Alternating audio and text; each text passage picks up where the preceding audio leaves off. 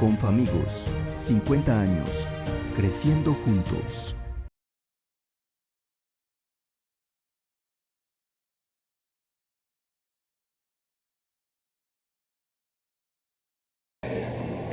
Mire, venimos al mundo, deberíamos venir a brillar. A brillar. A mí me gustan mucho las palabras, son maravillosas. Miren esta, oriente, orientación y original. ¿De dónde vienen? Del latín oriri. Y en el latín oriri significa nacer, dar a luz. Por eso el sol nace por el oriente. Y por eso nos orientamos por donde hay luz, no donde hay oscuridad. ¿Y qué es lo original? Lo que brilla, lo que se deja conocer. Siempre hacía esa pregunta a quienes teníamos responsabilidades de liderar en el hospital. ¿Qué tan original eres? O sea, ¿qué tanto brillas? ¿Qué tanto orientas? ¿Qué tanto trabajas por tu excelencia que no la perfección? Los seres humanos no podemos ser perfectos, pero podemos ser mejores seres humanos. Yo me hacía preguntas en la vida, y más estando director, todavía me las hago. Y un día me hice esta pregunta: si a mí me pusieran a elegir o entre estar de primero en la lista de los mediocres o estar de último en la lista de los mejores, ¿yo dónde me pongo? Y yo me pongo de último. No le hace que sea de último, pero en la lista de los mejores. Es que ¿cómo se va a poner uno de primero en la lista de los mediocres? Pensé, donde yo sea el primero de los mediocres me van a pasar tres cosas. La primera es que me van a decir que yo soy un perfecto mediocre. La segunda que me van a decir es que me va a quedar ahí de puntero, campeón olímpico de los mediocres. Y la tercera, que no me la van a decir, pero que van a pensar, es que yo soy un bobo. Y les doy un consejo, ahí les va el primer consejo: no se dejen meter en la lista de los bobos. Y les voy a explicar por qué. Yo sabía que algún día iba a ser exdirector del hospital, de hecho ya lo soy. Pero ustedes, ¿cuándo han oído hablar de un exbobo? Sí, a usted lo meten en la lista de los bobos y ahí lo dejan para el resto de la vida. Hombre, no se deje meter allá. Lo que pasa es que cuando uno se toma la foto con los mejores se le ve lo peorcito. Me pasó, literalmente me pasó. No es que lo tengan que leer, es para que sepan que es verdad. Septiembre del año 2015. Estaba filmando una película en Santa Fe de Antioquia, esa población tan bonita. Un actor que a las mujeres les parece muy atractivo, Tom Cruise.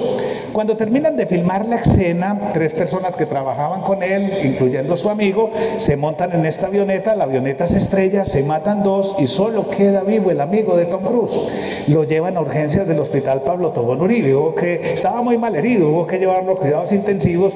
Pues sí, un director de hospital no hace mucho, pero cuando ocurren estas cosas sí empiezan a llamar los medios de comunicación, que si sí era verdad que el amigo de Tom Cruise estaba en el hospital, pues sí, y cuéntenos a ver cómo de él. Pero los periodistas son muy curiosos, y una periodista me hace esta pregunta: oiga, doctor, ¿y Tom Cruise fue a visitar al amigo? Yo, claro que lo fue a visitar, pero más de una vez, fue 5 veces, le dije. Y esa periodista vuelve y me hace esta pregunta: oiga, doctor, ¿y usted no se vio con Tom Cruise?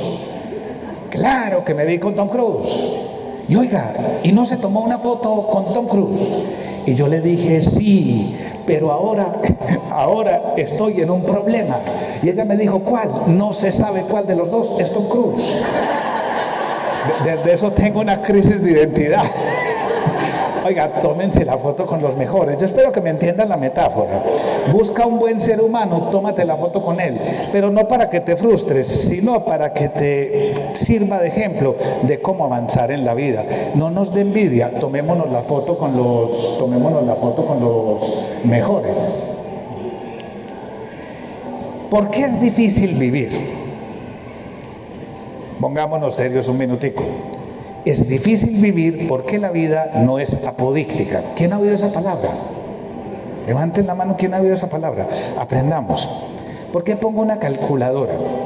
Porque esa calculadora me va a servir para mostrar qué es lo apodíctico. Apodíctico es lo que es preciso, es lo que es tan claro que no necesita explicación. Apodícticos son como las tablas de multiplicar. Si yo pregunto, por favor contéstenme, si yo pregunto ¿cuánto es 7 por 2? Mire que la pregunta es clara y la respuesta es clara. Y ya, ahí quedó para el resto de la vida. 7 por 2, 14. ¿Quién de ustedes dice 7 por 2, 14? Me conmueve, me erizo, Dios mío, ¿qué es esta cosa? ¿Qué es esta cosa? 7 por 2, 14, y se acabó el problema.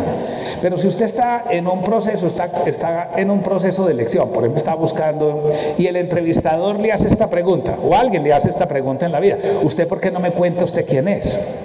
Fíjese que la pregunta admite pregunta, porque uno le diría, ¿y usted qué quiere saber de mí? Ahora, uno empieza a contar lo que uno dice que es, y aunque uno hable de uno, eso tampoco es totalmente uno. Eso es la vida, tiene muchas posibles respuestas, muchas maneras de abordarla. Por lo tanto, hay que resolverla y hay que hacer que la vida adquiera su buena forma. Porque es que miren, hay que cuidar la forma. Miren, hay que cuidar la forma. Sí, bueno, eso es un poco de humor para que entendamos lo que quiero decir. Si yo preguntara, ¿cuándo diríamos que un cuchillo está en buena forma? ¿Qué contestaríamos? Claro, mire, qué tan sencillo. La forma de un cuchillo es cortar, es estar afilado. Y decimos que un cuchillo está en buena forma, pues cuando está afilado y cuando corta. Ahí lo vemos muy sencillo. Sí, pero ¿cuándo nos preguntaríamos si un ser humano está en buena forma? Y fíjense, voy a mostrar primero lo que no es una buena forma. A veces es bueno mostrar lo que no deberíamos ser. Cuando yo leí esto, yo me angustié mucho de saber que hay seres humanos así en la vida y de que uno no puede caer en esto. Se llama la tríada oscura de la personalidad. Es un par de psicólogos, doctores en psicología, PhDs 2002, y dijeron, ¿quién es esa tríada? ¿Quién es una persona deforme que tiene tres cosas? Uno, ustedes lo ven ahí, el narciso, el que le gusta que lo adulen, que le digan que está bonito, no le gusta sino que la gente lo rodee y lo aplauda. Pero segundo, es una persona que manipula, es mentiroso, distorsiona las cosas. Eso se llama maquiavelismo. Y además es un psicópata en este sentido. Es insensible con el daño que causa y no tiene sentido de culpa. Si nos acordamos del cuchillo, cuando está en buena forma y uno viera una persona de estas, uno podría decir, esta persona está en muy mala forma. Pero todavía no he contestado qué significa estar en buena forma humana. ¿Sí? Pero a diferencia del cuchillo, que una vez que está afilado ya adquirió su forma, nosotros siempre tenemos que ir adquiriendo la forma. Y esa forma humana son tres cosas. La primera se llama contemplar.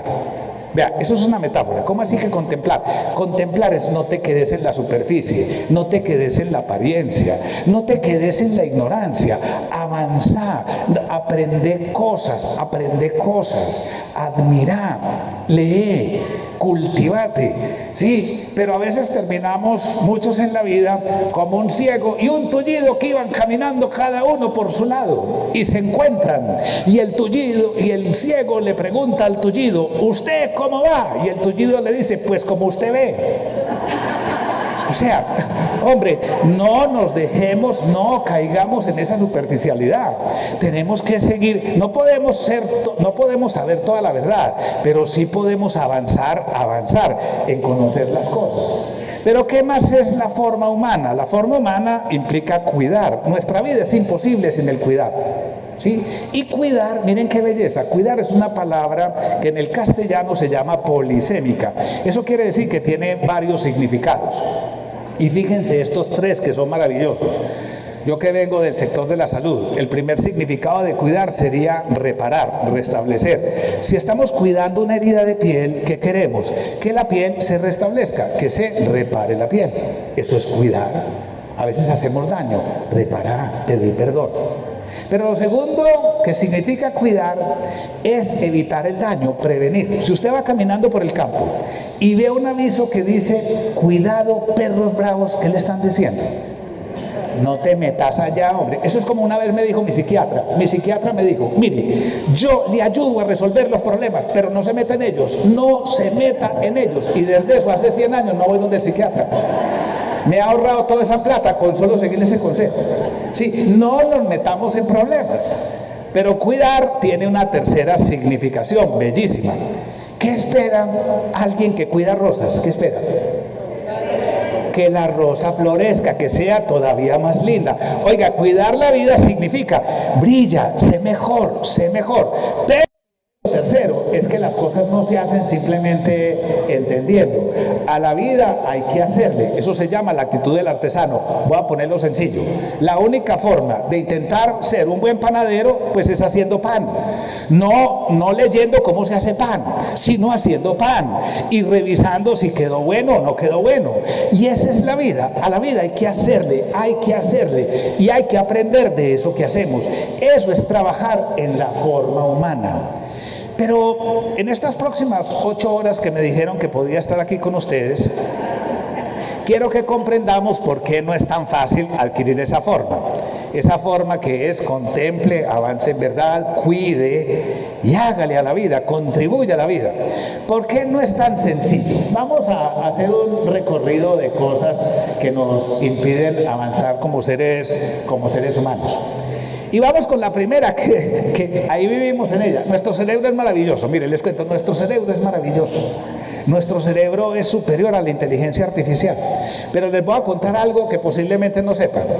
¿Saben cuánto pesa nuestro cerebro en total con el peso del organismo? ¿Cuánto es el porcentaje de lo que pesa nuestro cerebro con relación al peso del organismo? Yo les respondo, el 2,5%. Eso significa así de sencillo.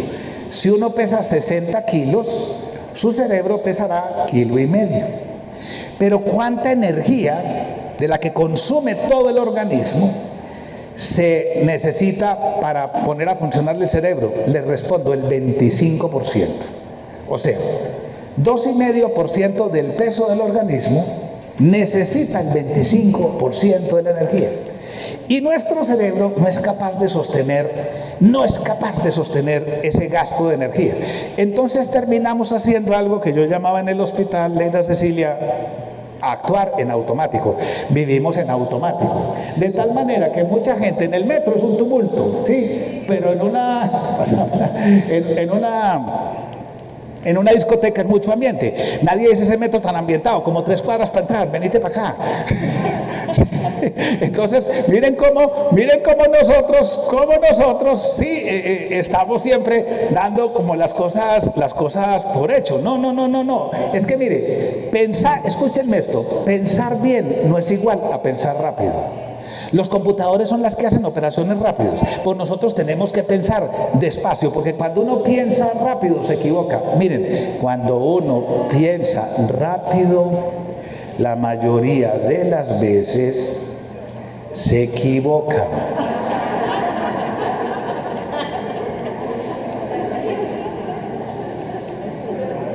Nuestro cerebro, que es maravilloso, nos pone 2 trampas. La primera es que no quiere consumir energía, por lo tanto no piensa. Y la segunda, cree que pensar es pensar rápido. Yo incluso le he estado diciendo a la gente, vea, como el cerebro consume tanta energía, si usted quiere bajar de peso, no se vaya por una nutricionista. Piense y verá que se puede comer todos los conos, todas las chocolatinas que quiera. Simplemente piense. Y se evita la ida donde la nutricionista. Ahí les doy el segundo consejo, ni para que no tenga que ir a donde el psiquiatra, ni para que tenga que ir a donde la nutricionista. Piensen. Pero no es sencillo seguir viviendo, porque lo que quiero decir es, voy a decirlo distinto, es que el gran reto de la vida, que no es sencillo, es pensarse. Y miren, no es lo mismo pensar que pensarse. Pensar es como el trinomio cuadrado perfecto. A más B al cuadrado, que es igual a al cuadrado, más 2AB, más B al cuadrado. Yo, por ejemplo, me lo sé con tomates y peras. Tomate más pera al cuadrado es igual a tomate al cuadrado más 2 veces tomate pera más pera al cuadrado. Vea, me lo sé con llaveros, con aviones, con de todo me lo sé.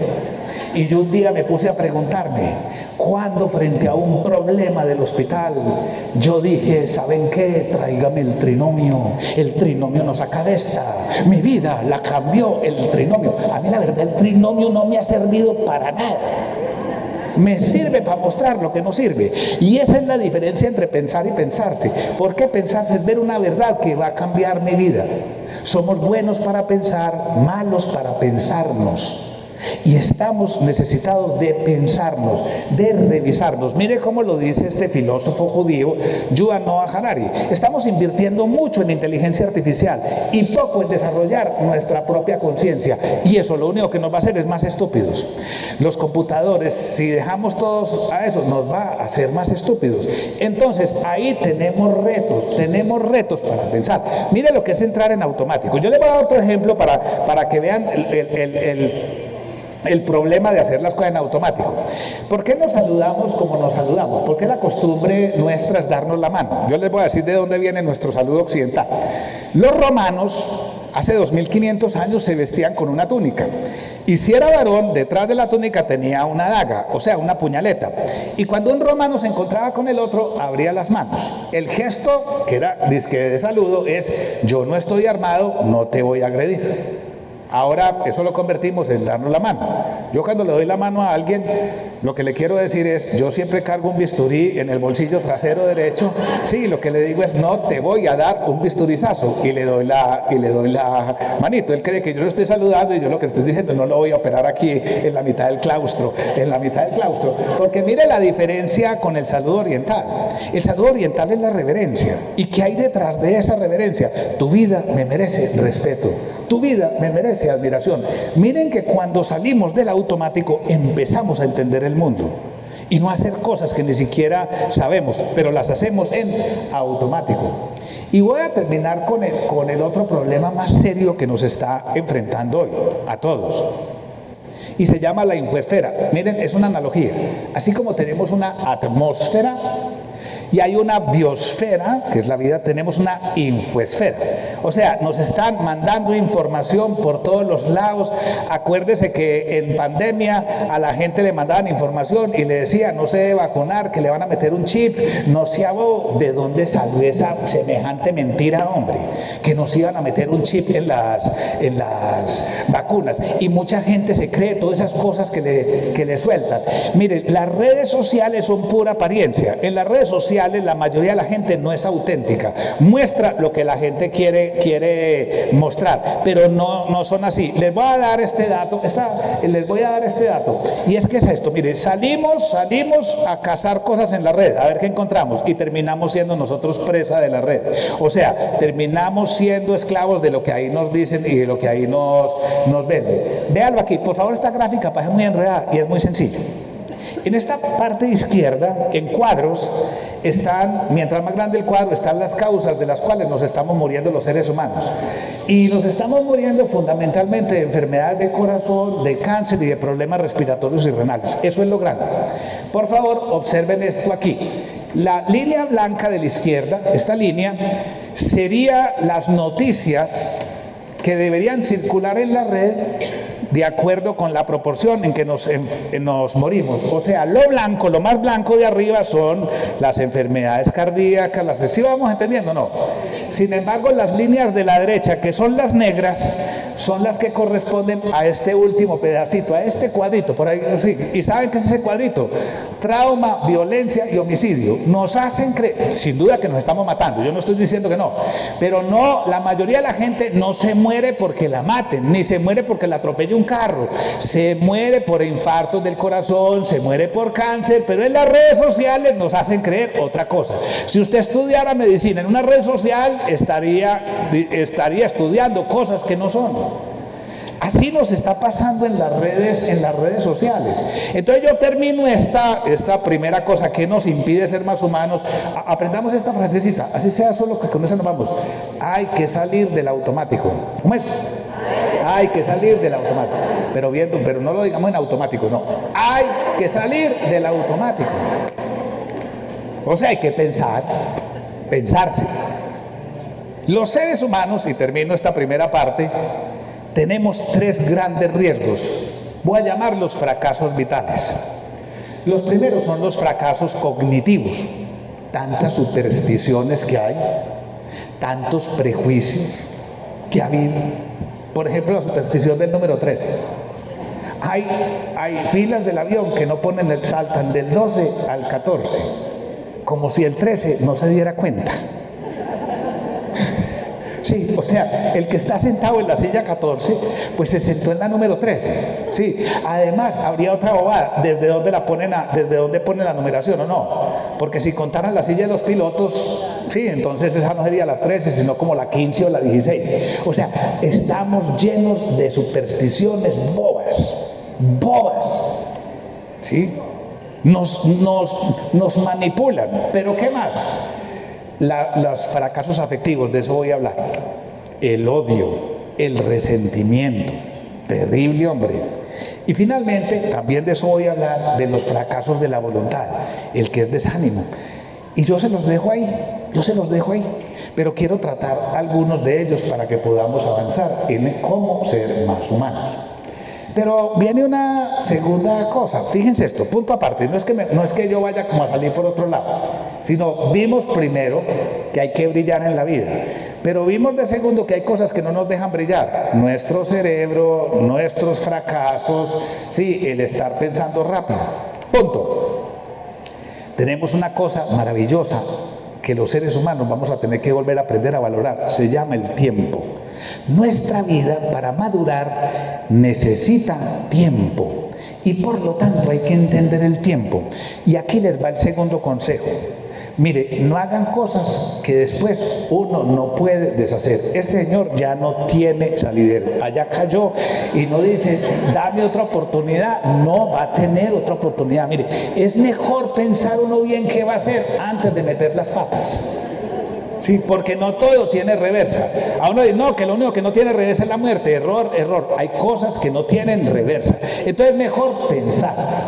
Pero vamos pues a entender el tiempo.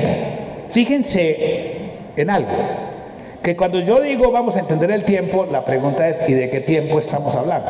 Porque la mayoría de nosotros nos referimos al tiempo del reloj, que ni siquiera lo entendemos. ¿Saben cómo entendemos el tiempo? Entendemos el tiempo como movimiento, el movimiento de los astros. Por eso incluso, miren todas las metáforas, se habían dado cuenta que todos los días de la semana están relacionados con un astro. Lunes Luna, martes Marte, miércoles Mercurio, jueves Júpiter, viernes Venus, sábado Saturno y domingo. Los cristianos le quitamos el sol porque en inglés se dice Sunday. Entonces nosotros medimos el tiempo cronológico es con el tiempo del movimiento de los astros. Pero pregunta, ¿y ese es el único tiempo que existe? Error. Voy a poner una mascotica porque me sirve también de metáfora para hablar del segundo tiempo. Se llama el tiempo biológico. ¿Por qué pongo una mascotica? Porque muchos sabrán que un año cronológico de un perro y un año cronológico de un humano biológicamente son distintos. ¿Cómo está un perro de 14 años cronológicos? Biológicamente, ¿cómo está? Viejito, está ancianito. Pero ¿cómo está un ser humano de 14 años cronológicos? Toda la vida por delante. O sea, ni siquiera podría ser de Confamigos que ya tiene 50. Sino, usted todavía es un adolescente. Sí, o sea, usted tiene toda la vida por delante. Ahora, uno dirá, no, es que eso es solamente entre el perro y el ser humano. Todos conocemos personas que tienen los mismos años cronológicos y uno se ve más envejecido que el otro, pero a mí, otro día me invitan a una charla de anti-envejecimiento porque esa no es la charla. Lo que pasa es que no entendemos bien el tiempo biológico porque no lo podemos medir. Pero el tiempo que yo quiero que pensemos es el que corresponde a esta pregunta. Por favor, léanla despacio, escúchenme despacio. El tiempo humano es el que responde a esta pregunta. ¿Qué hago con mi tiempo cronológico mientras dura mi tiempo biológico? Escúchenme, yo lo voy a decir distinto. Nuestro cuerpo, que es la biología, que es el que nos permite vivir, es el que nos irá a hacer morir. Los griegos le decían al cuerpo soma y a la tumba sema. Y era una metáfora. Tu soma, o sea, tu cuerpo, te lleva a tu sema, o sea, a tu tumba. O sea, la biología nos va a poner un punto final. Entonces la pregunta es, mientras mi biología me permite vivir, ¿yo a qué voy a dedicar mi tiempo? Y hay 3 maneras de usar bien el tiempo. Apréndanselas, por favor. Mire que vamos a aprender cómo ahorrar tiempo. Porque nosotros muchos decimos, es que tuve un contratiempo, no tuve tiempo. O sea, el tiempo es todo lo malo. No tuve tiempo, se me acabó el tiempo, tuve un contratiempo. Miren esto, tuve un contratiempo, como si el tiempo fuera en contra de nosotros. No, miren, el tiempo es a favor de nosotros si lo sabemos usar. La primera forma de usar bien el tiempo la vemos ahí. Una niña dormida, bellísima, pero es simplemente también una metáfora, se llama tiempo de arreglo. Escuchen esto, la vida implica un gasto, gastamos energía, entonces tenemos que parar a comer y tenemos que dormir, ¿o no? Eso se llama arreglar. En un quirófano de un hospital, después de que termina una cirugía, ¿qué hay que hacerle? Arreglarlo, volverlo a limpiar, volverlo a ordenar y poner las cosas para que siga la otra cirugía. Eso se llama arreglar. Hasta ahí no hay ningún problema. ¿Saben dónde arranca el problema? Cuando dañamos lo que no hay que dañar, tenemos que detener el tiempo. Oigan la palabra, se llama reparar. Reparar es parar 2 veces el tiempo a arreglar lo que no se debió haber dañado. Cuando hacemos daño sin necesidad, perdemos tiempo. Escúchenme esto, las sociedades que viven en armonía, que son más pacíficas, ganan tiempo. ¿Por qué? Porque no se tienen que sentar a reparar los desastres que hacemos los unos con los otros. Bueno, pero si arreglamos lo necesario, nos queda tiempo. ¿Para qué? Yo pongo un computador, nuevamente son metáforas para progresar. Fíjense algo tan sencillo. Cuando estamos aprendiendo a manejar un computador, escúchenme y háganme esta pregunta. Cuando estamos aprendiendo a manejar un nuevo sistema, ¿nos demoramos más o nos demoramos menos? ¿Qué nos pasa? Nos demoramos más. En la medida en que vamos ganando entrenamiento, ¿qué hacemos? Ganamos tiempo. Piensen en un cirujano que se está entrenando. Mientras entrena, se va a demorar más haciendo una cirugía. Pero cuando está entrenado, gana tiempo. Eso se llama progresar. Oíste, capacitémonos para que ganemos tiempo. O sea, podamos hacer las cosas bien sin necesidad de demorarnos tanto. Hasta ahí no hay ningún problema, pero yo les cuento una cosa que siempre es como la herida, esa es la sal que yo me echo a la herida. Como yo era el director del hospital, eso se llama técnicamente, era el representante legal, o sea, tenía que firmar todos los documentos legales del hospital. Y entonces yo no sé por qué en pandemia, además de firmar el documento, tenía que poner la huella digital. A muchos no, o sea, coger una almohadilla de esas negras, untarme el dedo índice y poner eso ahí en el documento. Y yo, eso pues casi es todos los días. Y yo le decía a Beatriz, mi secretaria, tráeme pues esa almohadilla y lávame las manos. Y yo un día le dije a Beatriz, de verdad, ¿quién mirará si será mi huella? ¿Vos por qué no me prestás el dedo pulgar de tu pie derecho? Pongamos a ver quién devuelve ese contrato, a ver. O sea, ¿para qué hacemos bobadas muy eficientemente que no hay que hacer?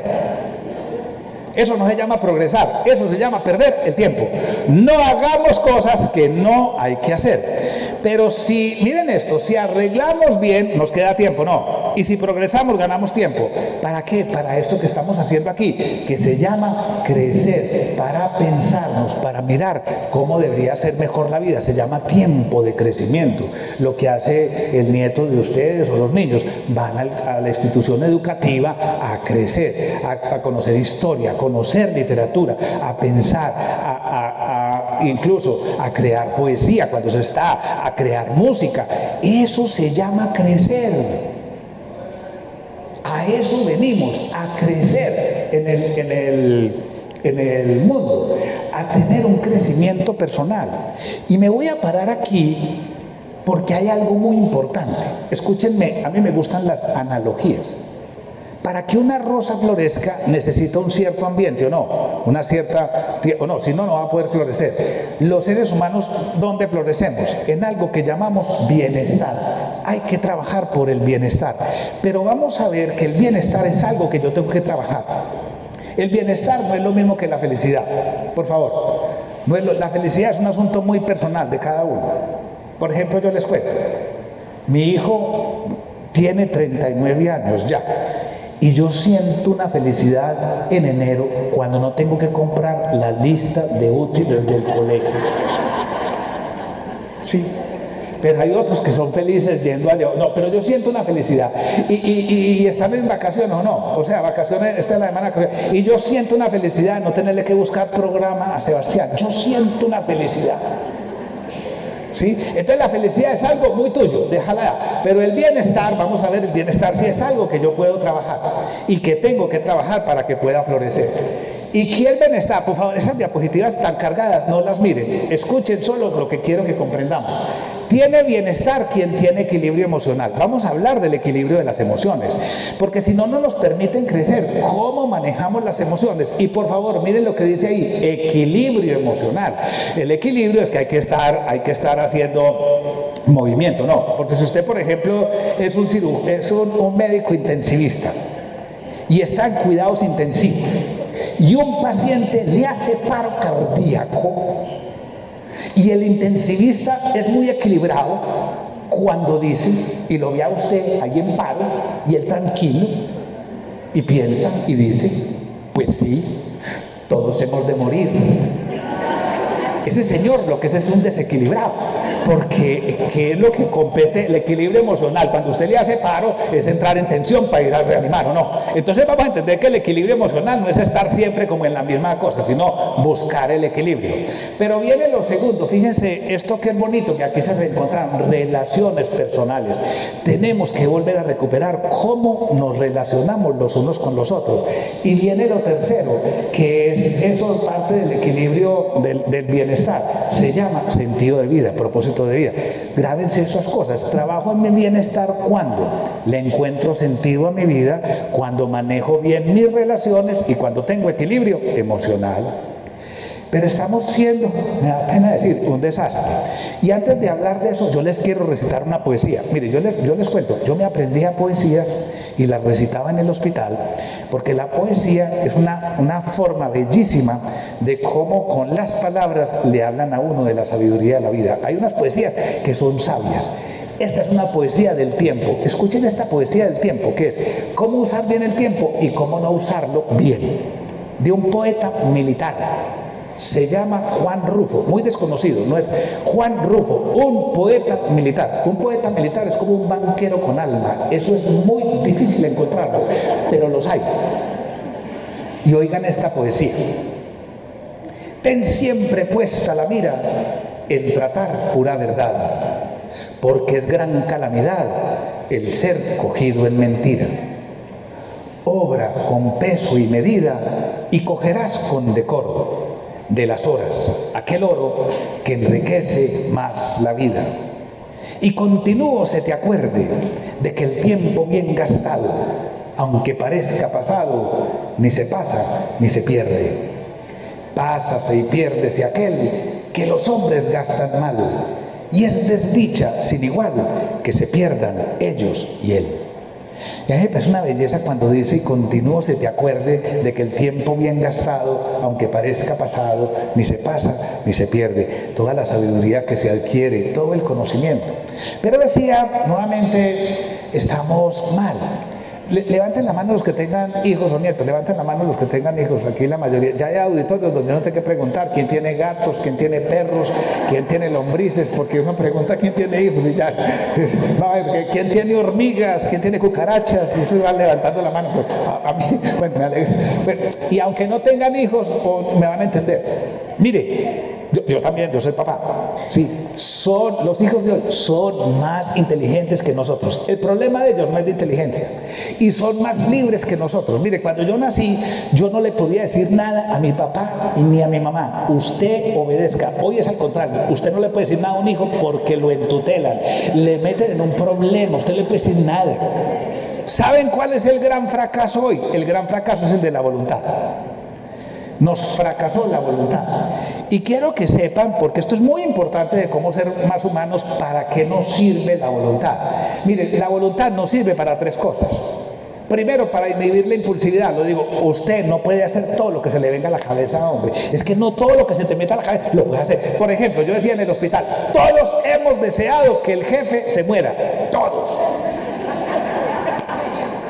En el hospital me decían que no, dejen de ser mentirosos. Mire, yo muchos años fui profesor, y yo sabía lo que deseaban los alumnos el día que había examen.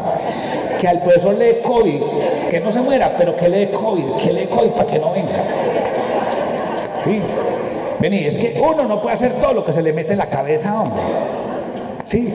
Pero es que a nosotros nos están metiendo, sobre todo a los que no, sé espontáneo, sigue los impulsos, sé tú mismo, vea, espontáneo, un burro suelto en la costa, eso sí es espontaneidad. Es que usted no puede hacer todo lo que se le vaya ocurriendo, hombre. Sí. ¿Para qué más nos sirve la voluntad? Para concentrarnos y deliberar. ¿Saben hoy por qué no aprenden los niños? Porque están distraídos.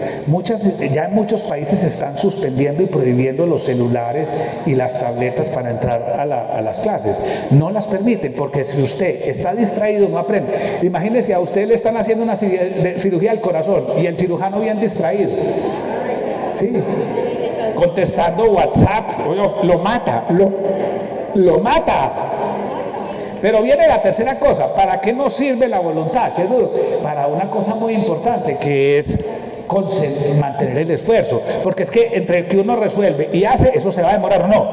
Hay que mantener, hay que perseverar. Pero como desde septiembre se siente diciembre, dejazo para el año entrante. Siempre estamos dejando las cosas para allá. Sí. Ese es el fracaso de la voluntad. Uno de los fracasos vitales que les dije. Pero vamos a volver a la voluntad. Yo dije que bienestar son tres cosas. Maneje bien su equilibrio emocional, maneje las relaciones y tenga propósito de vida. ¿Eso dije o no? Entonces vamos a hablar de por qué es tan difícil tener relaciones realmente, vínculos, prefiero hablar, vínculos humanos. Vínculos humanos. Miren esto, cada uno de nosotros es distinto, hasta nuestra huella digital es distinta. Y entonces yo siempre me hacía esta pregunta: ¿por qué si cada uno es tan diferente, por qué le tenemos tanto miedo a lo distinto? Escúchenme esto que les voy a decir. Así como nuestro cerebro, que les dije, intenta pensar en automático para no consumir mucha energía, les voy a contar algo. Nuestra psicología está armada en automático, por favor, en automático, para no entrar en relación con muchos seres humanos. Y me van a entender por qué. En automático, advierto, en automático es como en instinto. Y esta fotografía me va a ayudar a explicar eso. Escúchenme, por favor, vuelvo a decir, y lo que voy a sostener. Nuestra psicología no está hecha para entrar en relación con muchos seres humanos, sino con muy poquitos. ¿Cómo le expresa un bebé o una bebé al mundo que no se siente bien? ¿Qué hace? Llorar. Y pregunta, cuando el bebé o la bebé va a llorar, la bebé o el bebé piensa: mire, este sí es momento de llorar, mi mamá lleva 2 días sin dormir, es muy importante el descanso, quiere meditar, quiere hacer yoga, yo no voy a llorar. No, el bebé o la bebé llora y no le importa lo que está pasando. Hace eso, por favor. No le vayan a pegar esta noche al hijo desgraciado, ¿cierto? No. Eso lo hace porque es su instinto, no.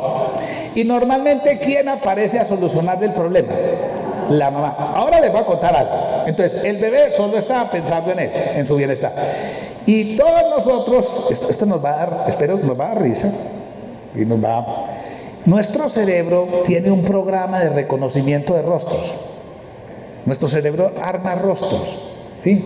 Para poder saber que esa persona, él no sabe, ese bebé o esa bebé no sabe que es la mamá. Simplemente reconoce el rostro, mete unos datos y dice: este rostro es conocido, y yo me voy a calmar. Por eso pongo esta fotografía, porque muchas de ustedes sabrán ¿qué hace un bebé o una bebé cuando lo tiene cargado la mamá? Y normalmente es a los 8 meses cuando más se expresa.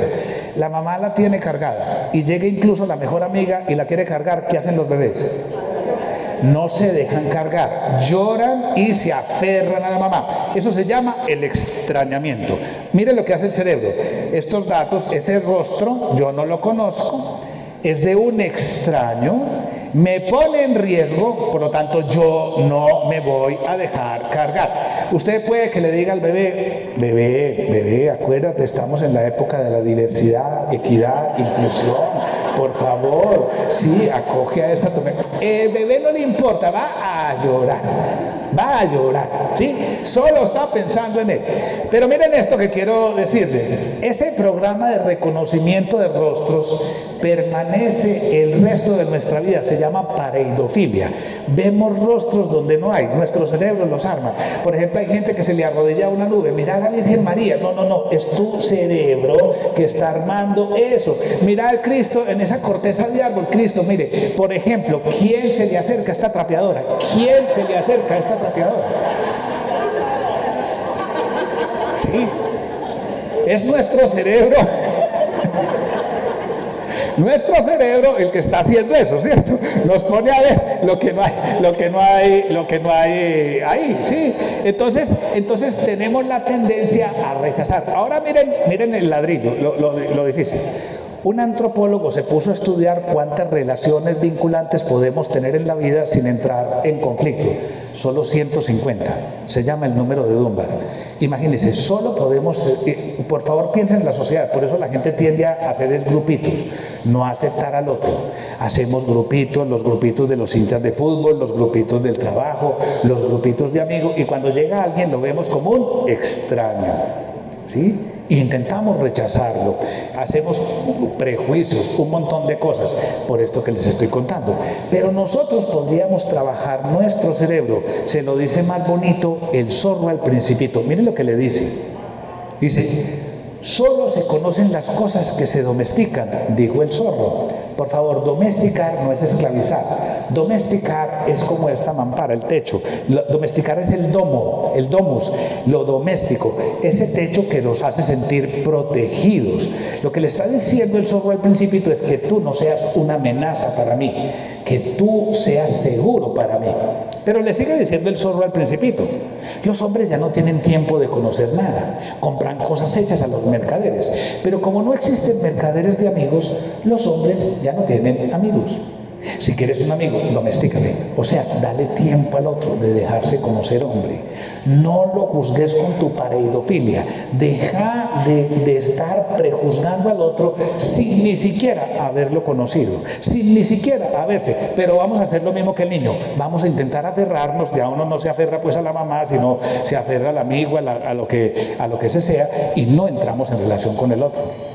Y lo que nos hace más humanos es todo lo contrario, es entrar en relación unos con otros. Pero aquí va el segundo reto. Acuérdense que bienestar es manejo de relaciones, manejo de emociones y propósito de vida. Veamos lo que nos pasa con la emoción.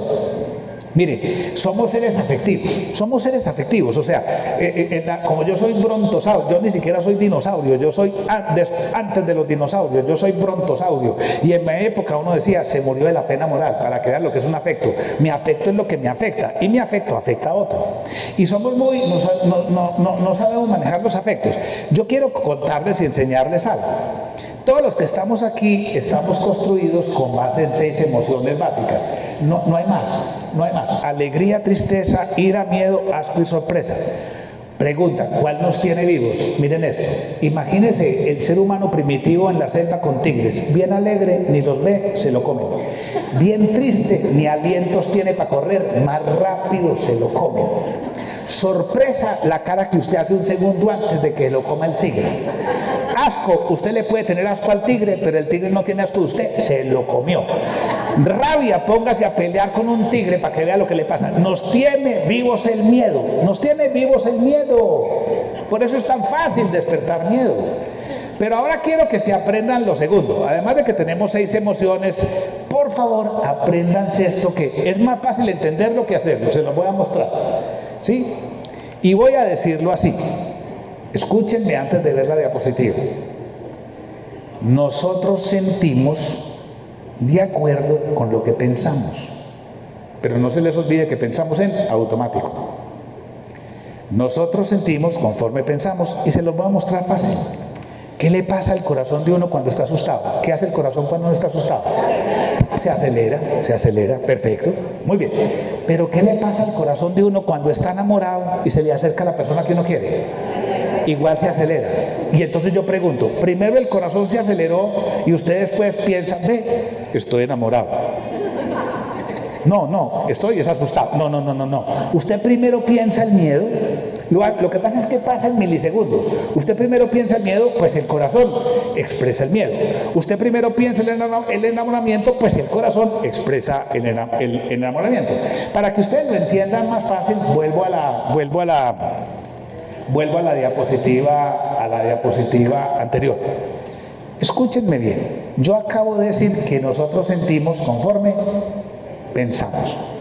Si yo preguntara qué es la envidia, yo le contesto: la envidia es una tristeza intelectualizada. Escúchenme esto. La envidia es una tristeza intelectualizada. ¿Usted cuando siente tristeza? Cuando tiene o pierde algo que quiere o no. Entonces yo veo a Tom Cruise y digo: mire ese rostro de Tom Cruise, mire esta cara mía, qué tristeza. Y después digo: qué envidia. Ah, bueno, ser Tom Cruise. Mire, error.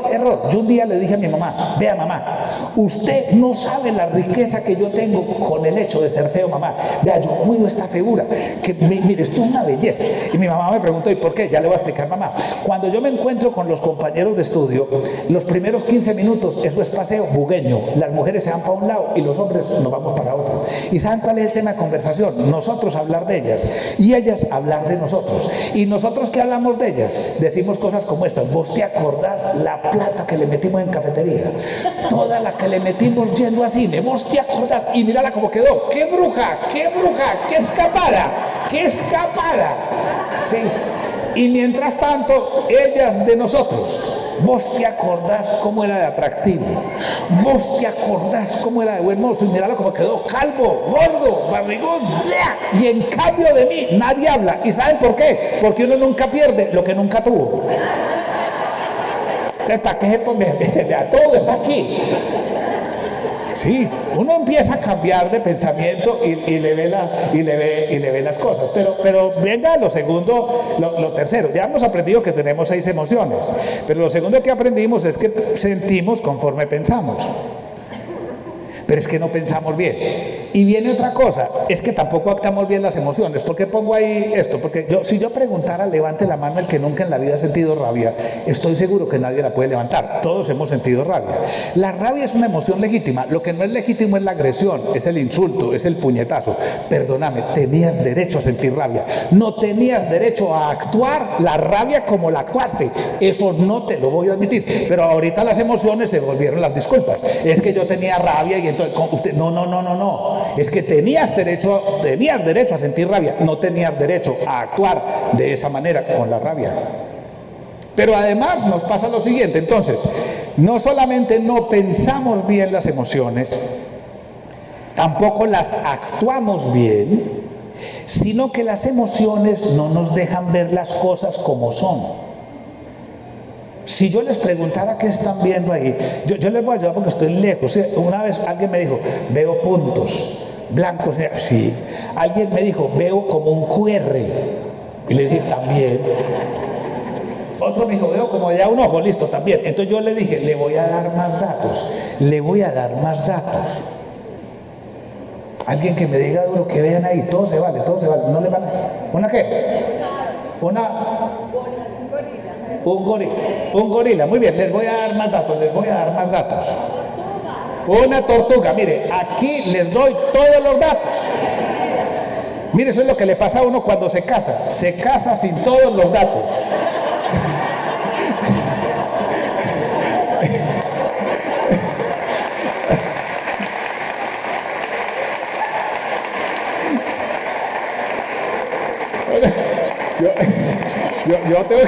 Yo tengo que decir que yo hace 3 días cumplí 41 años de casado. Yo ya no celebro, sino que conmemoro.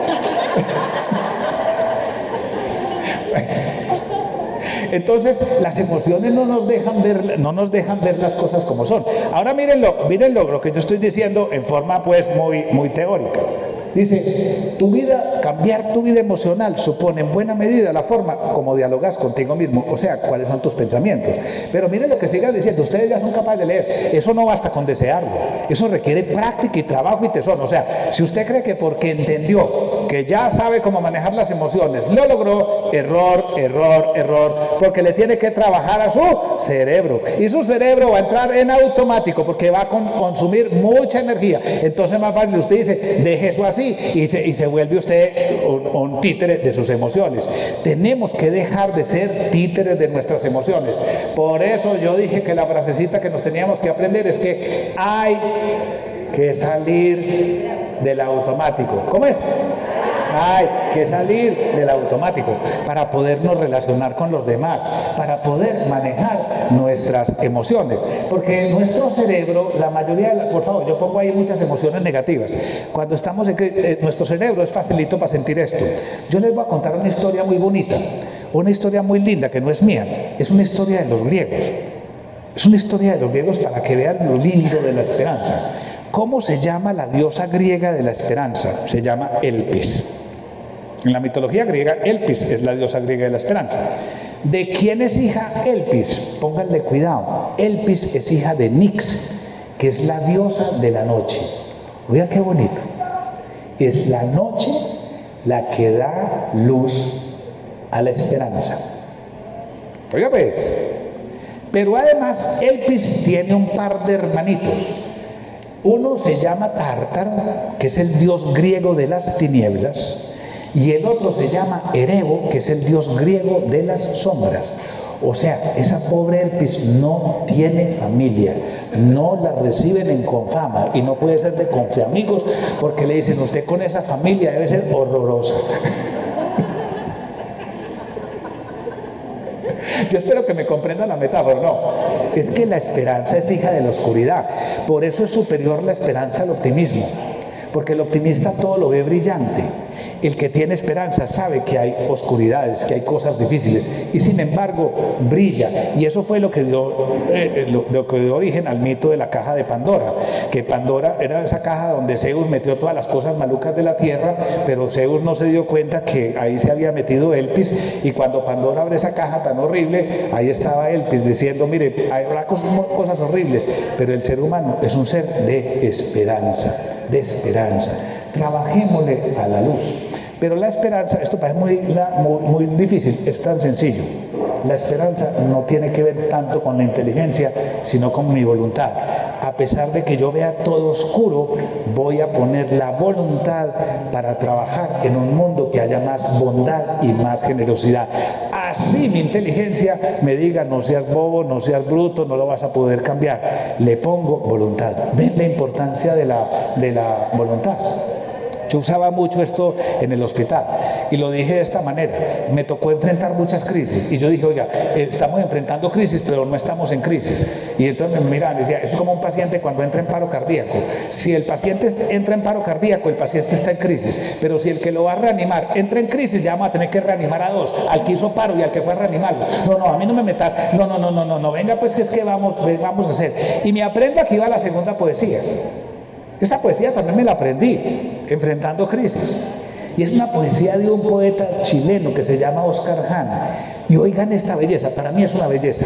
Y dice Oscar Jana, pasarán estos días como pasan todos los días malos de la vida. Amainarán los vientos que te arrasan. Se estancará la sangre de tu herida. El alma errante volverá a su nido. Lo que ayer se perdió será encontrado. El sol será sin mancha concebido y saldrá nuevamente en tu costado. Y dirás frente al mar, ¿cómo he podido, anegado, sin brújula y perdido, llegar a puerto con las velas rotas? Y una voz te dirá, que no lo sabes. El mismo viento que rompió tus naves es el que hace volar a las gaviotas. Es una belleza cuando dice el mismo viento que rompió tus naves es el que hace volar a las gaviotas. Entonces venimos a trabajar. Y yo les voy a dar una última cosa. El tercer reto que es difícil es conocerse. Hoy están de moda las selfies, pero es que la selfie es una fotografía. Y mire, no dice nada de uno. Mire, yo voy a decir una cosa. Escúchenme esto. Cuando uno no se conoce, hace bobadas. Cuando uno no se conoce, hace bobadas. Sí, usted tiene que conocerse, hombre. Usted qué sabe hacer, qué no sabe hacer. No te pongas a hacer bobadas, hombre. No te pongas a hacer bobadas. Yo espero que vamos aprendiendo. ¿Cuál fue la frase que nos vamos a aprender? ¿Cómo es? Hay que salir del automático para yo poder entrar en relación con los otros, para poder manejar mis emociones. Pero ¿por qué vale toda la pena eso? Porque somos seres que estamos orientados al futuro, hombre. Mire, es tan importante el futuro en los seres humanos que somos los únicos seres que tenemos afán. Ningún otro ser se afana. Y oiga lo que quiero decir, todos hemos visto a un perro correr, pero ¿quién lo ha visto correr de afán? Como quien dice, no me va a alcanzar el día para morder a tantos que tengo que morder. Sí, o una vaca masticando de afán, ahí viene ordeñame, y yo todavía sin terminar. Sí, oíste, pero es que nosotros sí tenemos que afanarnos, o sea, dedicarnos a lo que hay que dedicarse. Porque, oigan las palabras, ¿saben de dónde viene la palabra angustia y estrés? Les digo, angustia, del latín angustus, o sea, lo que está angosto. Estrés, del latín strictus, o sea, lo que está estrecho.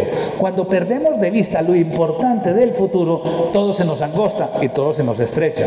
Hombre, venimos a trabajar un mejor futuro. Y esa es una palabrita que tenían los griegos, epéctasis. No tiene traducción. Epéctasis para los griegos es vamos a ir de frente en la vida, enfrentando la vida, lo segundo, y siendo mejores seres humanos en la vida. Tres cosas era para eso los griegos, epéctasis. Voy es de frente en la vida. Voy enfrentando la vida porque tiene obstáculos, pero voy a ser mejor ser humano en ese enfrentar la vida. Yo diría que para los que tienen todavía trabajo, eso debería ser un motivo de incapacidad. Que uno llamara al jefe y le dijera, jefe, amanecí sin epéctasis. Si yo fuera el jefe, esa persona le diría, te tengo dos consejos. Primer consejo, pégate un tiro, ¡pégate un tiro!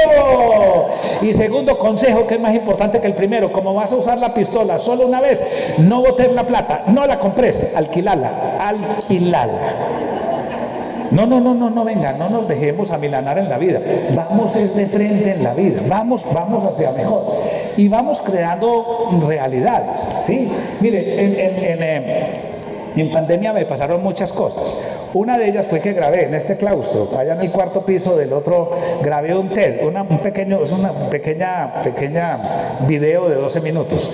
Y ese TED, que estaba en plena pandemia, se llamó Suerte y Destino. ¿Por qué? Porque es que nosotros pensamos al revés. Yo estoy hablando de pectas, de crear el futuro. Y es que nosotros pensamos al revés, que destino fue lo que nos tocó. Este destino mío, esta cruz que me mandó el Señor. Ay, no, ¿qué es esta cosa tan horrible? No, es que Dios mío bendito, pero yo ¿por qué? ¿Por qué esta cruz? ¿Por qué esta cruz? Y entonces hacemos fila y compramos el baloto a ver si se nos cambia la suerte. Mire, es al contrario. Suerte es lo que uno no eligió. No, yo en suerte soy colombiano. No soy chino ni tailandés. Eso fue una suerte, mis papás eran de aquí. Y en suerte hubo un señor que se llamó don Pablo Tobón Uribe, que no se casó, no tuvo mujer y tenía dinero.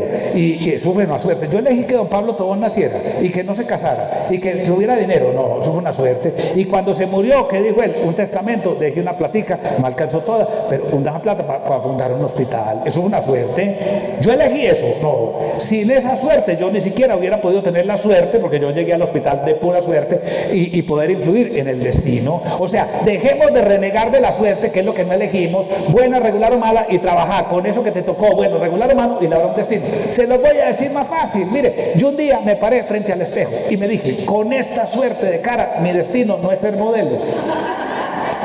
Y por eso me invitan a hablar aquí de estas otras cosas. O sea, dejemos de estar renegando de la vida y trabajémosle a la vida. Sí, y hagamos las cosas. Mire, estuve con Carlitos Páez. Carlitos Páez es un sobreviviente del accidente de los uruguayos. Y hay que oír lo que hay que oír. Tenía 17 años cuando eso fue una suerte que tuvimos una conferencia él y yo, como se dice, a la limón. Y era una suerte conocerlo, porque es que oírlo a decir, mire, nosotros allá bien fregados. Y a los 10 días se viene una avalancha y nos mata a más. Y además se oye por el radio que nadie nos venía a rescatar. ¿Y sabe qué? Eso fue una buena suerte. Esa avalancha hizo que pasaran dos cosas. Primero, que nos uniéramos, porque cada uno tenía una idea allá de qué iba a hacer. Ese día dijimos, nos unimos. Y ese día dijimos, o lo hacemos nosotros o nadie lo va a hacer por nosotros. Eso digo. Entonces veamos ciencias de comportamiento. Eso se llaman estilos de atribución. Hombre, ¿cómo enfrentar la adversidad? ¿Cómo la enfrenté? Primero, no personalices todo, hombre. No todo lo malo que pasa es tu responsabilidad. O sea, yo no soy responsable de la cara que tengo. Yo no soy responsable de eso. Carlitos Páez hubiera dicho, ¿yo para qué me monté en ese avión? ¿Quién me mandó? Yo, por ejemplo, estaba dirigiendo el hospital en pandemia. Y yo hubiera, pues, ¿a quién me mandó a mí a estudiar medicina? ¿Quién me mandó a mí? Por Dios mío, ¿por qué estoy metido yo? Bruto. No, hombre, ahí estabas. Ahí estabas. Lo segundo es esto, no personal, de esto no hay salidero. Hay gente que dice, de esto no va a salidero, o sea, se llama permanencia. Entonces, personaliza todo lo malo. Quién sabe, yo quise, estoy pagando una condena, mi Dios que se quiere vengar de mí. Siempre estamos así. Hay gente que es así. Y además dice, de esta no salgo, de esta no salgo, de esta no salgo. Es como si usted llega con un buen cólico al servicio de urgencias del hospital y le dice al médico, me quiero morir. Y el médico dice, yo también. Pues, no, espérate un minutico. No. Si uno va es porque va a salir de eso, no. Sí, y la tercera cosa es creer que eso es todo lo que pasa. O sea, hay gente que no ve sino lo negro. Mire, yo decía en el hospital, mire, es que en la vida uno puede elegir vivir o como abeja o como mosca. Sí. Y me preguntaban, mira, tienen una cosa en común. Normalmente por donde vuelan las abejas vuelan moscas. Pero hay una diferencia. La abeja ve las flores. No traigo la foto de lo que ve la mosca por razones de pudor, pero es que hay gente que es como la mosca, sí. Usted le dice, como está bonita la mañana, a la tarde nos ensopamos, siempre viendo lo malo, ¿oíste? ¿Por qué no ves las cosas buenas de la vida? Posiblemente la vida, con seguridad que, como se dice por ahí el refrán, unas son de cal y otras son de arena, ¿o no? Pues que no todo es malo, mira las cosas de otra manera, mira dónde tenés luz. Yo creo que se piensen, revísense, cuando estamos enfrentando la adversidad, nos están pasando estas tres cosas, nos echamos la culpa, decimos de esta no hay salida y además solo es esto, que es el renegón. No. Y entonces voy terminando. Miren, ¿cómo ser más humanos? A través de los valores. ¿Por qué pongo un bananito? Por favor, aprendámonos esto. ¿Para qué sirve un valor? Voy a poner las diapositivas y acuérdese del bananito. ¿Para qué sirve un valor? Un valor sirve para preferir, o para estimar, o para apreciar. ¿Por qué ponía el bananito? Porque la pregunta es esta. ¿Por qué creen ustedes que valora, o sea que prefiere, o sea que estima, o sea que aprecia el alimento a un niño? ¿Porque le gusta o porque le nutre? Porque le gusta. Y si lo valora, prefiere, estima o aprecia solo por lo que le gusta, ¿va a quedar bien nutrido? ¿Va a quedar bien nutrido solo por lo que le gusta? La respuesta es no. Por lo tanto, es una mala valoración, es una mala preferencia, es una mala estimación, es una mala apreciación. ¿Para qué nos sirven los valores? Para hacernos la pregunta y darnos la respuesta. ¿En qué mundo preferirías vivir? ¿Qué vida es la que estimas? ¿Qué vida es la que aprecias? Y ten la sabiduría de apreciar y preferir lo que vale la pena apreciar y preferir, no lo que sea fácil y sencillo. Porque muchas veces también dije en el hospital, miren, la vida se equivoca con uno, pero uno se equivoca con la vida, pero la vida no se equivoca con uno. La vida le vuelve a uno cosas, entonces mejor pensarla bien. Entonces voy a terminar con esto, hombre, venga a ver si hemos entendido. Pero ¿cuál fue la frasecita que nos vamos a aprender? Que hay que salir del automático. Bienestar son tres cosas: manejo mis emociones, manejo mis relaciones y le encuentro sentido a mi vida. ¿Sí? Para manejar las relaciones tengo que ponerle a eso cabeza para evitar lo del niño, ¿cierto? Para manejar mis emociones tengo que manejar mi cabeza también, ¿sí? Para manejar el futuro tengo que manejar mi voluntad. A pesar de que todo está oscuro, vamos a trabajar con la esperanza, ¿no? Y encontrarle sentido a las cosas. Mire, yo usé esta diapositiva muchas veces en el hospital, pero no era para la gente del hospital, para todo el mundo. Un día me puse a preguntar, hombre, uno, ¿por qué trabaja? Los que ya trabajamos estamos, pero ¿por qué debemos trabajar y por qué debemos haber trabajado? No para matarnos, hombre. Es que hay gente que dice, no, que este trabajo me está matando. No, error. Sí, error. Mire, uno trabaja para 5 cosas y las 5 importan. ¿Cuál es la primera? La primera, trabaja porque tiene una necesidad. Muchos de ustedes sabrán que el lema del hospital es el hospital con alma. Y entonces no nos tenían que pagar. Imagínese usted, sí, no, porque como son el hospital con alma, pues es toda ocasión. Y usted llegar al éxito, ¿sí? Con el mercadito, llegar a la caja y la cajera lo mira a uno y uno lo único que tiene para mostrarle es la escarapela del hospital y la cajera coge la escarapela de uno y lee el hospital con alma. ¿Qué le va a decir la cajera? Llévate el mercado, pero espiritual. Saca una tarjetica de esas que sí valga la pena. No, es que trabajamos por necesidad, pero hacemos también otra cosa bonita, trabajamos para hacer cosas útiles. Útiles no es el dinero, útil es lo que hace cómoda la vida. Si yo tengo un clavo para poner en la pared, ¿qué es útil? Un martillo. Es que dale con la palma de la mano, eso es muy difícil. No.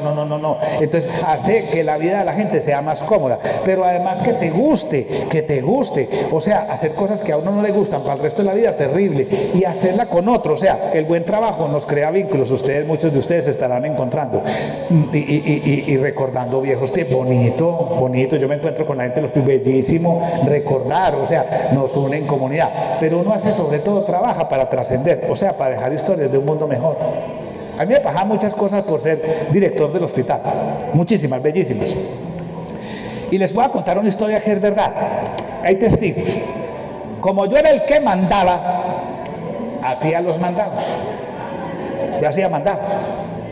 Y muchos de los mandados que tienen que hacer uno como director del hospital son en Bogotá. Y yo un día estaba haciendo un mandado en Bogotá, del hospital. Y ya me estaba regresando para Medellín. Y el avión lo pusieron en una posición remota. Se ha montado, no era un puente, sino había que caminar. Pero teníamos que esperar porque había 3 personas discapacitadas. Mientras la subían por la escalerilla, pues había un tiempo, había que esperar a que subieran los discapacitados. Y yo en ese momento dije, pues ve, puedo hacer una llamada por el celular. Y entonces cogí mi celular y me concentré porque se estaba demorado en la subida del avión. Entonces yo cogí el celular y empecé a hacer mi llamada y estaba muy concentrado en mi llamada. Estaba tan concentrado que no me di cuenta cuando en un momento a otro una niña joven, linda, bellísima, se me acerca, yo hablando por el celular concentrado, se me acerca y me dice, ¿le puedo dar un abrazo? Mire, yo lo primero que pensé es, me va a hacer el cambiazo, y se me puso ese corazón a mil, me apreté a ese celular. Sí, pero un segundo después pensé, o será un atractivo que yo tengo y no me había dado cuenta. Sí. Y me acordé que el celular tenía seguro. Entonces yo pensé para mis adentros, le voy a decir que sí, porque me quedo con el abrazo y cambio el celular. Entonces yo le dije, sí. Oiga, pasaron 3 cosas, hay testigos. Lo primero es que esta niña empezó a darme el abrazo, pero era el abrazo, o sea, era el abrazo. Lo segundo es que empezó a llorar duro, abrazándome y lloraba. Y todo el mundo... Yo para mis adentros pensé, la que me acosó fue ella a mí, no yo a ella, yo tengo aquí testigos, yo de esta demanda salgo. ¿Sí? Y la tercera cosa que pasó es que ella me hizo de segundo una pregunta que yo hubiera hecho de primero. Llorando y sollozando, porque ella estaba sollozando, me hace esta pregunta, pero sollozando. Aquí me dice, ¿cierto que usted es el director del Pablo Tobón? Y yo, pues, estaba asustado, ¿cierto? Yo pues dije, ya no había que decir, yo ya no había que, pues, se me salió lo que tenía que. Yo le dije, sí. Y esta niña, en su llanto, empieza a decirme esto. Me dice, mire, es que en su hospital, pensó que era mío, le salvaron la vida a mi papá y yo lo reconocí. Ya nos montamos los dos llorando, abrazados a ese avión, hombre, Dios mío bendito. Y yo al otro día llegué a decir al hospital, mire lo que ustedes hacen, hombre, cómo trascendemos, cómo creamos historias, qué historias queremos que se cuenten de nosotros, de lo que hacemos, hombre. Entonces trabajémosle a eso, no perdamos la identidad, es que tenemos una crisis de identidad, ya no sabemos quiénes somos, hombre. Tenemos que volver a recuperar modelos de identidad, porque yo le dije, ¿con quién? ¿Se acuerdan que empecé? ¿Con quién te tomar la foto? ¿Con quién te querés tomar la foto? ¿Quiénes vale la pena imitar? ¿Sí? Y yo les voy a contar una historia, porque yo ya no me duelo de esto. Aquí está mi hijo Sebastián, ¿sí? Está Marrela, la mascotica. Esta foto fue tomada el Día del Padre, no se me va a olvidar, junio del año 2022. Y tiene que ver con esto de buscar modelos de identidad, porque cuando yo nací, papá y mamá eran modelos de identidad. Uno quería parecerse al papá y uno quería parecerse a la mamá, pero los hijos no se quieren parecer a uno, no, nada. Eso le dicen a uno, papá, yo no voy a ser como vos. Así. Yo ya me serené, porque yo aprendí que yo soy de la generación del ala. Mire, yo soy el segundo de 5 hijos. Papá y mamá ya murieron. En mi casa no se preguntaba a qué hora se comía, a las 7 de la noche. Y no se preguntaba qué había de comida. Dele gracias a Dios que hay comida. Y aquí usted no pregunta qué hay de comida y ni pregunta a las 7 de la noche, todos comiendo en familia. Y todos teníamos una familia de 5, más papá, 7, todos teníamos un puesto fijo. El mío era mano derecha de mi papá. Y mi papá tenía una costumbre, era que se comía de primero la ensalada, no la mezclaba con nada, y después lo demás, el arroz, todo, el seco, como el seco, todo lo demás. Entonces el día que era pollo, estaba ahí el pollo, estaba la ensalada, y como yo estaba ahí a mano derecha de mi papá, cogí él con el tenedor, le echaba mano a la pechuga, y cuando tenía agarrada la pechuga con el tenedor, mi mamá me miraba y me decía, hijo, Andrés, la pechuga es para el papá que trabaja, para ti es el ala. Yo soy de la generación del ala. ¿Sí? Yo soy de la generación del ala, porque cuando en mi casa es pollo, si quiero que la bandeja me llegue primero, me toca levantar por ella. Sí. Y cuando cojo la pechuga, María Isabel, mi esposa, me dice, Andrés, la pechuga es para Sebastián, que está creciendo, para ti es el ala. Yo ya llego a Frisby, empáqueme la pechuga, porque esa no me va, no me va a tocar. Entonces, tenemos que volver a recuperar modelos de identidad. O sea, ¿a quién queremos y a quién vamos a decir, hombre, por qué no nos parecemos a esto? Yo le deseo a Confiamigos muchos años, yo espero que hayamos aprendido de cómo ser más humanos. Es un trabajo de pensarse, por favor, es un trabajo de pensarse y de voluntad, de salir del automático. ¿Sí? De entrar en relación con los demás, de manejar las emociones, de hacer de este mundo un mundo más humano. Y eso solo lo resuelve cada uno. Nadie lo puede resolver por uno. Nadie lo puede obligar a uno a ser más humano. Y va a costar, mire, va a costar.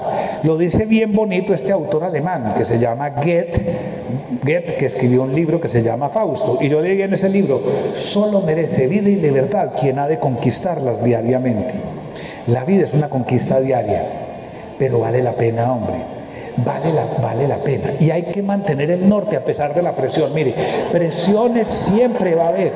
Sí, la vida no es sencilla y usted tiene que aguantar las presiones y tiene que hacer, hombre. Es que mucha gente se siente a esperar. ¿Qué hacen muchos? Se siente a esperar, y si le toca, reniega por lo que le toca, y si no le toca, reniega por lo que no le toca, hombre. No. Yo dije que la vida es como el artesano, hay que hacerle o no, porque es que si no, nos va a pasar lo que le pasó a esta familia, si no hacemos nada positivo por este mundo. Lo que tuvo que hacer esta familia cuando enterró la mamá, y esta fue la lápida que tuvo que poner en el cementerio: Gustavo Gumercinda Gutiérrez Guzmán, recuerdo de todos tus hijos, menos Ricardo, que no dio nada. O sea, que no nos vaya a pasar eso en la vida, hombre. O sea, ¿qué le vamos a dejar a la vida? ¿Qué le vamos a dejar a la vida? ¿Sí? Entonces yo voy a terminar con una pequeña historia y una poesía. Seguro que cuando yo les cuente esta historia, ustedes no me van a volver a creer. Pero esta es una historia verídica. Así no me crean.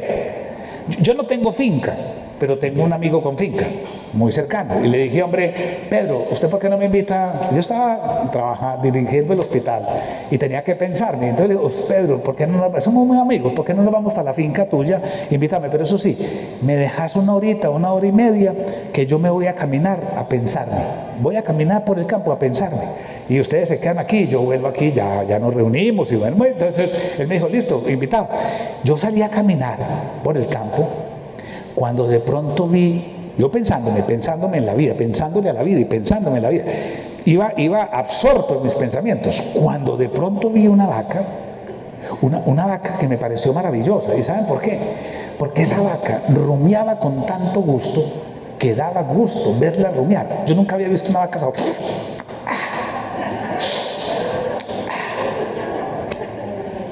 Y yo viendo esa vaca ahí, dije en voz alta, esta vaca es maravillosa. Y ustedes no van a creer, la vaca me contestó. Pero póngale cuidado a lo que la vaca me dijo, no a que la vaca hablaba. No le pongan cuidado a que la vaca, pónganle cuidado a lo que me dijo. Me dije, mire señor, es que aquí donde usted me ve, yo soy de la Liga Colombiana contra la Desnutrición y la Osteoporosis. Y yo sé que si produzco leche rumiando, esa leche está... Y me empieza a hablar de la leche, del queso, del yogur, de las proteínas y de cómo eso servía para la nutrición. Y esa vaca vibraba con eso.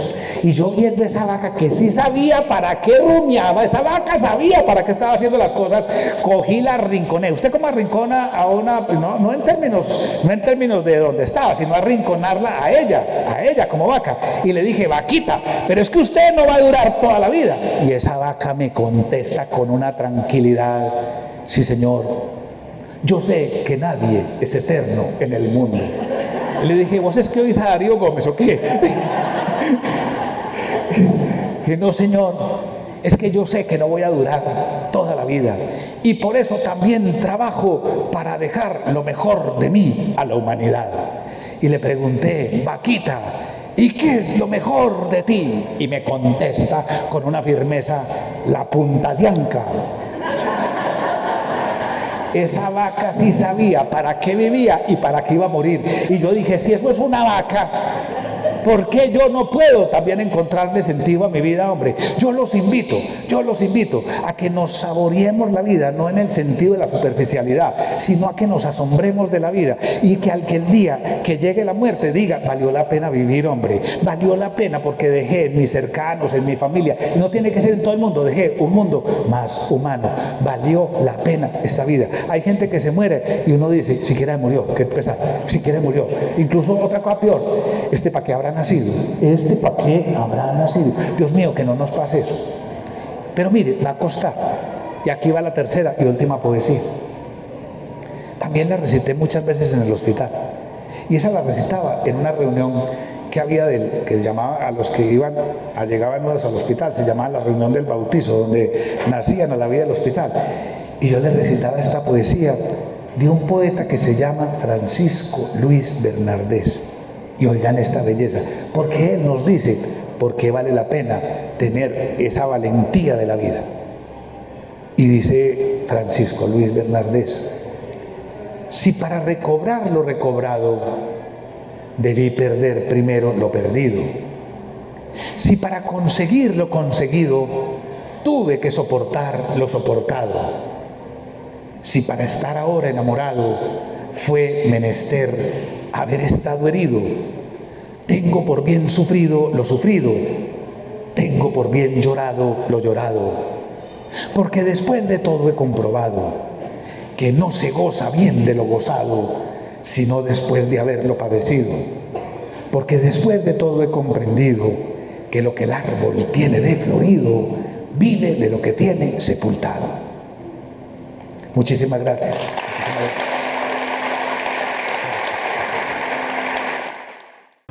Confamigos, 50 años, creciendo juntos.